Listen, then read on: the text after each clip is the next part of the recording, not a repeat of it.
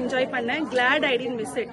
I'm sure எல்லாமே என் பக்கத்துல left right centre back எல்லாமே வந்து பயங்கரமா சிரிச்சுட்டே இருந்தாங்க. அது செம்ம சூப்பராக இருந்தது. யூஸ்வலாக நான் வந்து பிரியாணி காமெடி எனக்கு ரொம்ப பிடிக்கும் பிரவீன் குமாரோடது. நான் அவரோட பயங்கரமான ஃபேனு. அதுக்கப்புறம் இதில் பெரிய ப்ளஸ் என்னன்னா எனக்கு பிடிக்கும். அப்புறம் இங்கே இருக்க கொஞ்சம் பேரண்ட்ஸ்லாம் பார்த்தீங்கன்னா அவங்களுக்கும் பிடிச்சிருச்சு. பட் இதில் பெரிய விஷயம் என்னன்னா என் பையன் அவன் அடுத்த ஜென்ரேஷன் அவனுமே வந்து நல்லா பார்த்துட்டு இருந்தான். So he's in 9th grade now.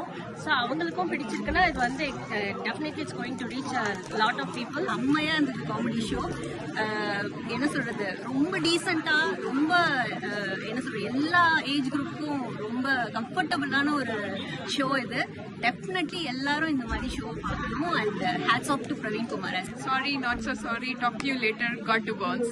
இது என்னன்னு தெரிஞ்சுக்கணும்னா ஷோ பாருங்க. It was really a fun show. We had good time. It was so awesome. மற்றவங்களை சிரிக்க வைக்கிறது ரொம்ப கஷ்டமான விஷயம். அதுவும் மற்றவங்க யாரையுமே ஹர்ட் பண்ணாம. ஸோ ரொம்ப நல்லா இருந்தது. அண்ட் எல்லாத்தையும் கனெக்ட் பண்ணி கண்டிப்பாக கொண்டு வந்த கிளைமேக்ஸ் வரைக்கும் வெரி குட்.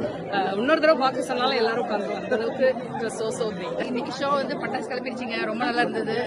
பிரவீன் எப்பவுமே கலக்குவாரு.